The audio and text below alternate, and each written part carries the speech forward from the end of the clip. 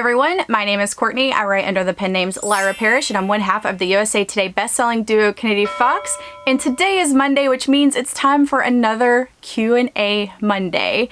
Also, I am going to announce winners at the end of this video for 2 of the giveaways that I did last week. So make sure to just watch it through and see if you won a pair of writing gloves or an Echo Dot. Let's go ahead and get started. The first question comes from Michelle, and she says, do you hire more than one promo company to promote your books? So as Kennedy Fox, we no longer use a promotional company. We do everything in-house. We have our own team that we have cultivated over the years of bloggers and readers and those who love our books, who want to read our books before they're actually released. When I was publishing by myself as Lyra Parish back in 2014, I did hire more than one promo company because I felt like they had a different type of reach, and I liked doing that. Gimme Books is one of the ones that a lot of romance authors use. They have a pretty large reach. There used to be another one called Love Between the Sheets. They no longer exist. And Espresso Books, I've talked about Giselle over there, which she is still doing her thing, and I really liked working with Giselle, and I felt like it did help with my release. There are people who have reached out to me recently in 2021 and told me that it didn't do much for their book. So I think that it depends on the type of genre, depends on the reach of the promotional company that you're trying to use, and there's just a lot of different factors that go into that. As a new author, I don't think that it can hurt using different companies, and I would almost suggest it if you can afford it, but it's not necessary. Like, you can build your lists on your own. And when we started as Kennedy Fox, we had our own list at the very beginning that we built by reaching out to people, asking them if we could send them advanced review copies, asking them if we could send them paperbacks, asking them if we could send them boxes that we were putting together at that point. So we were secret at that point. Nobody knew it was us. I tell people that we did start from zero because it's not like we told our contacts, hey, this is us. Nobody knew. The list that we built before we even went to our PR company was our list that we had cultivated ourselves. And there's a lot of people that are on our list today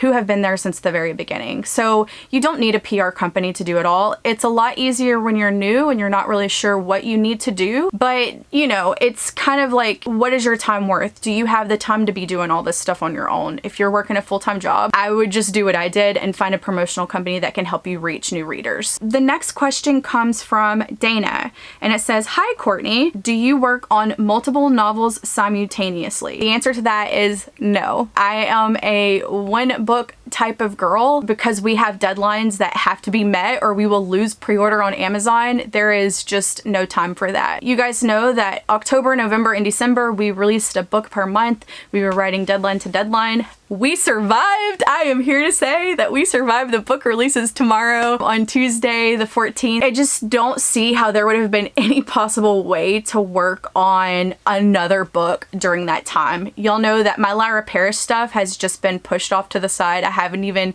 done anything with it. I was approved to put my books on Radish, and so they keep emailing me and they're like, hey, please upload these books.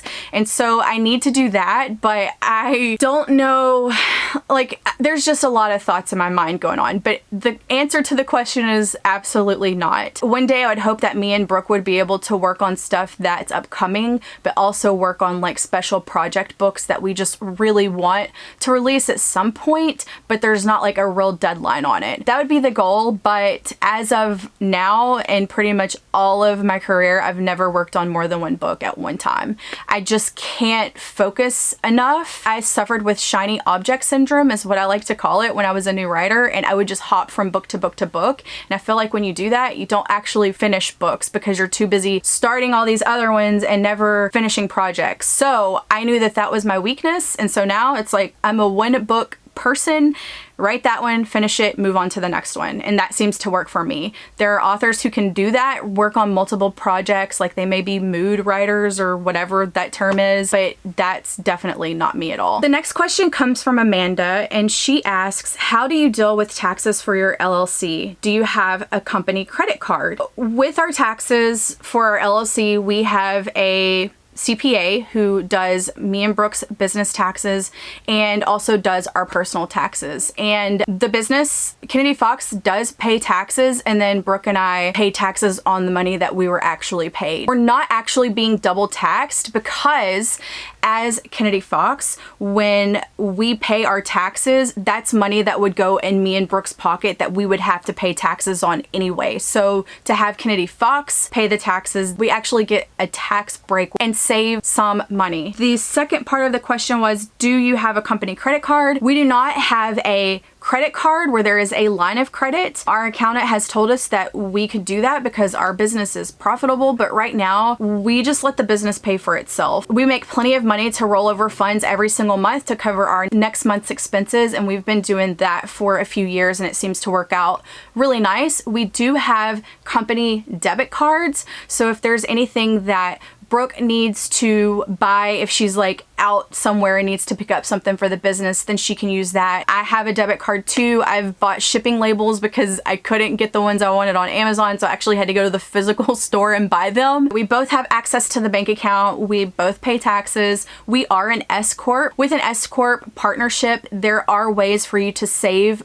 money on paying taxes, but I would say to get with a professional, find a CPA in your area if you have more questions about that. You guys know that I am not giving financial advice, I'm not giving legal advice, I'm not giving any sort of advice like that on my channel because it's just different between the different states. I know that I pay federal taxes, but Brooke lives in Wisconsin and she pays state taxes. Texas does not charge me a state income tax, a benefit for living here. So yeah, I would just say, like, if you have more questions about LLCs and how taxes work, to find a CPA, and usually they're very happy to answer your questions and are helpful, and they are also held to a standard by their state to do the right thing. Our CPA has saved us a lot of money. He likes to give us a hard time. Brooke likes to give him a hard time too. We won't even talk about she sent him some X-rated cookies one time to his office, and so they got a real big kick out of that. But we like our accountant. He's great. He has some NFL players that he deals with too, but I would like to think that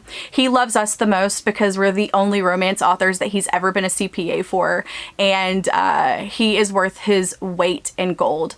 I love Nick so much. So yeah, hopefully that helps. The next question comes from Janelle, and she asks, are you able to focus at home writing? Have you ever thought of renting an office away from home? I focus pretty great at home. I don't use my office as much as I probably should. I really only write in my office when I'm doing live streams. We have recliners in the living room, and that is literally my spot. If it's time to write and I'm not live streaming, I am in my recliner. I've got some AirPods in, they are noise canceling. Like, there could be sirens and ambulance outside and I would not be able to hear anything because of my headphones. And I'm very good at tunneling everything out. I have tunnel vision. It's actually called hyper focus. When I am in it, like I'm totally there in the scene and I am writing. As far as getting an office away from home, I've thought about it, but I know how I am with the gym. I will not go to the gym to work out, although I have a gym membership. And I think that if I had an office, I don't believe that I would use it as much as I should, like an office away from home. I have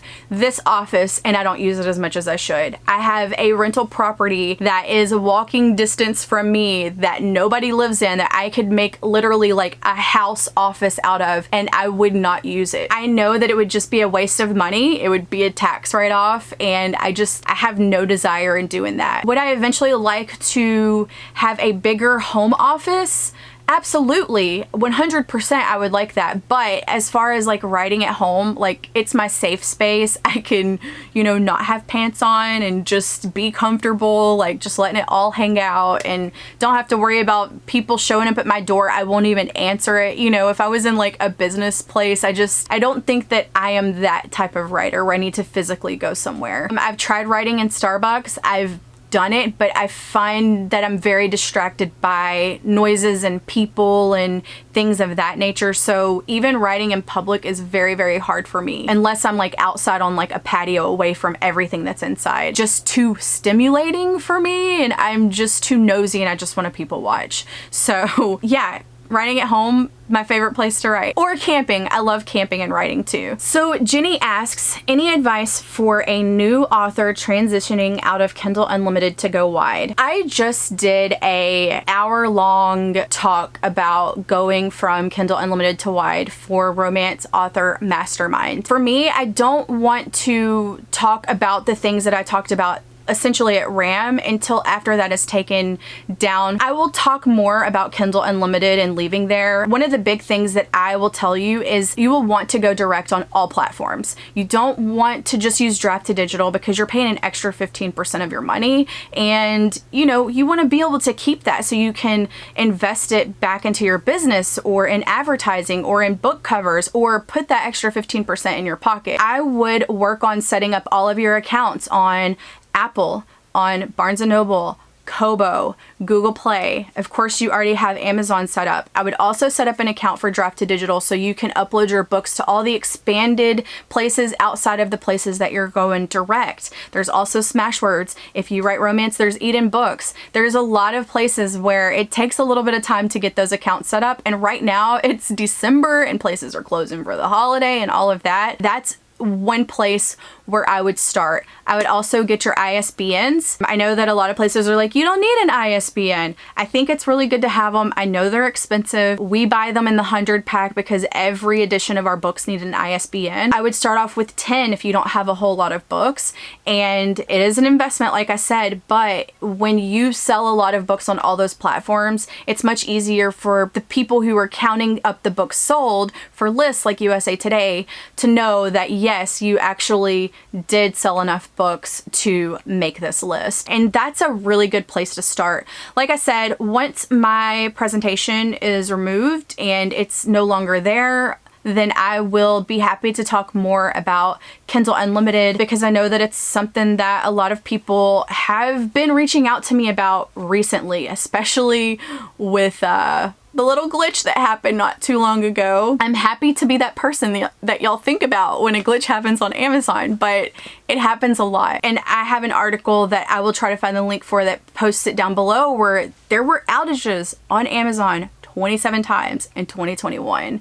And some readers aren't affected and some readers are. So you just have to do what's best for your books and your brand. And I will tabletop that question and probably do an entire video on it in 2022. So the next one is from Jean. And the question is, did you set up your bank name with your publishing name or your pen name? Kennedy Fox Books is actually set up in our LLC. And then me and Brooke are owners of that account. That's essentially how it's registered. Lyra Parish, I was a DBA with the state of Texas. There's also assumed names that some states have, and that allows you to go to the bank and it will say DBA Lyra Parish, and then it will say like your real name underneath it or whatever your pen name is. I think it's good to keep your business money separate from your personal money, so then you can actually see the amounts that are coming in. You can track your expenses with your bank account and just use that debit card when you're buying stuff online, and it just makes it a lot easier than funneling everything through your personal account. And of course you can write yourself checks, right? If you have your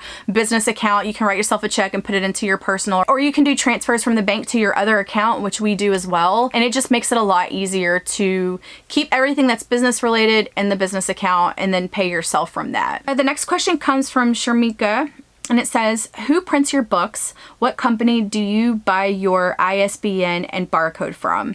So we use Amazon KDP to go direct on Amazon, and we use Ingram Spark to have expanded distribution because they have a far wider reach. As far as where you buy your ISBNs, Bowker ISBNs, BOWKER ISBNs is where we get them from. It's myidentifiers.com. That's the only place that I've ever known to buy ISBNs from. They sell them in packages where you can just buy one.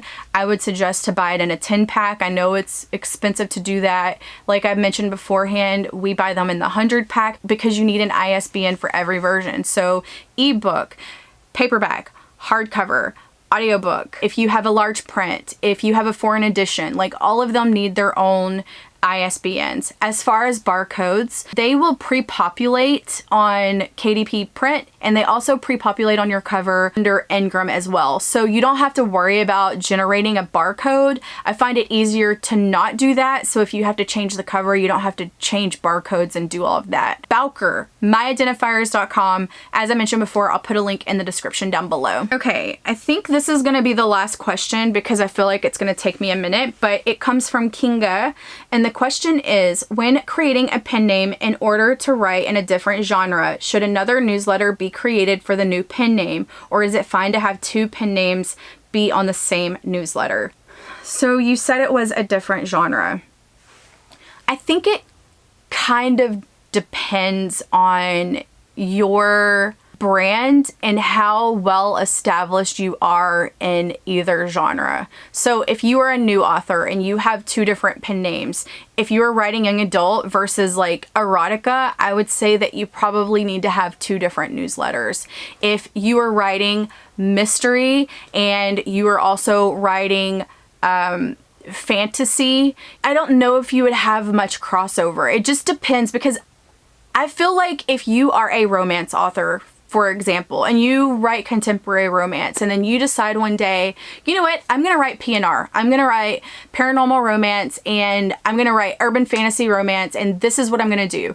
You already have a base of readers who love romance, and I feel like most of them, as long as they still get the romantic elements that you're known for and that you are loved for, you can see some crossover in that. If it's two completely totally different genres, and if you're not telling this group of reader that you are this author as well, and you're trying to keep them completely separate, I would use two different newsletters. If you are not secret, I would tell the people that's on your big newsletter for the genre that you're known for, hey guys, I am writing under so-and-so, and this is the genre. Here's a small sample. If you would like to hear about these books as well, please sign up for my other newsletter, because I know y'all are here for XYZ, and I don't want to force that upon you if you are not interested. And so you can do that. When you release books for your, I'm just going to use mystery, I don't know what genres, it didn't say, for your mystery pen name, and say you write romance, I would put in the very bottom of this base reader newsletter, hey, also, I'm writing as so-and-so, and I had this book released last week. You might enjoy it because so-and-so and so-and-so, it, whatever, you know, just let them know. And there are readers who will follow you to the grave no matter what you write, 100%. There are readers who only want to read this genre, and they do not care about this over here. And there are some who will care about that over there because they also read in that genre. So I think it depends on what two things you're trying to write. I think it also depends on if you are well established under this thing right here. If you are well established, I would definitely use those readers and try to trickle them over to the other side. A perfect example of this, while I don't really like her anymore, but J.K. Rowling, you know, she wrote Harry Potter, everybody knows, but then she wrote that weird book that I personally couldn't get into, and the only reason I bought it is because I like JK. And so, you know, that book was not ranking until people figured out that it was actually her writing under that Robert whatever name it was. So I think that it can work. I think that, you know, if the genres are very similar to one another, you could probably use the same newsletter if you're not trying to hide it. But just be kind of careful, because some people, they're just, they don't care about other things. They like this genre only. But I think that it can work. It's really just personal preference. Try it, see how it goes. When you publish these books over here, I would have your own cultivated newsletter for those readers, because you know that they are warm, they like your work, they want more of this thing. And then I would also announce to these readers over here that you've got this other newsletter going, if it was me. But there are some people who just mix it all together and they don't care. It's their thing. They're gonna write this and that and whatever it is, and it works out perfectly fine. Like, nobody cares. They know that when they read this author, they're gonna get mixed bag, and that's okay. I'm very particular about brand, and our readers know what to expect when they get a Kennedy Fox book. Anyway, just my opinions, of course. You have to look at your books and your brand and see what works. Try it out. If it doesn't, create another list and do that. It's all about testing, really, because I don't know your readers and I don't know how they're going to respond to that. But if it is a young adult going to something that has more adult themes, I would 100% create a different list, because you don't want children getting erotica books. You don't want children getting stuff that is not meant for them. I know a lot of adults read YA, but you know, you don't want a 12-year-old reading this really raunchy sex scene. So I would just keep that in mind. But anyway, I do not have my laptop open, so I will insert a screen recording here of who is going to win the gloves first and then the Echo Dot. With that being said, I will go back to those posts and I am going to ask you guys to give me your email address. I don't know how to confirm it is a person without actually seeing the profile that left the comment. Leave me a comment with their email address, or you can leave your Instagram and then also message me on Instagram. That might be a better way to do this, but I think that's how I'm gonna have to do it, because there have been some scammers who have been like claiming prizes, making fake accounts and all of that, and I don't want to go through that. I want the people who actually won the gift to get it, because that's not cool. And it's happened to us a few times, so I'm just trying to figure out the best way to do that. I will put in a little clip here showing the random comments.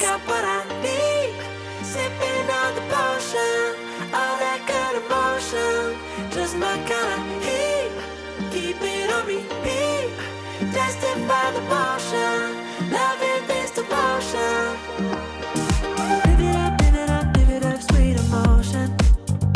I don't know who won, but congratulations. I can't wait to send you your prize. And today we have another giveaway, and I'm going to give away a $50 gift card to Hello Lovely Box. If you see this incredible headband that I'm wearing right here, I bought it from Hello Lovely Box a few weeks ago, and it came in the mail, and it's warm, keeps my ears warm. I love it. All the shirts that you guys always see me wearing that has to do with romance books or reading or writing or whatever the case that's book specific, 90% of those shirts came from Hello Lovely Box. Becca is an incredible human. The quality is really nice. I love the way that they fit. They're soft. They're not like itchy t-shirts. And there's just a lot of other things too. There's like coffee mugs and headbands and tote bags and zipper pouches, and there were book bows, and you know, there's also boxes too. And Becca does an amazing job keeping that store stocked with like incredible things. Like, I'm always like, please take my money. If you would like to win a $50 e-gift card from Hello Lovely Box, all you need to do down below is give me a heart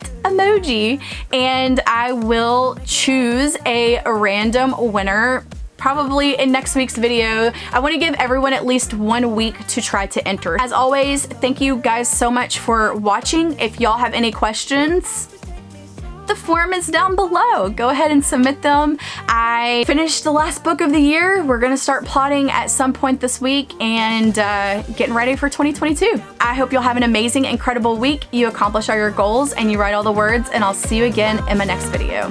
Bye guys.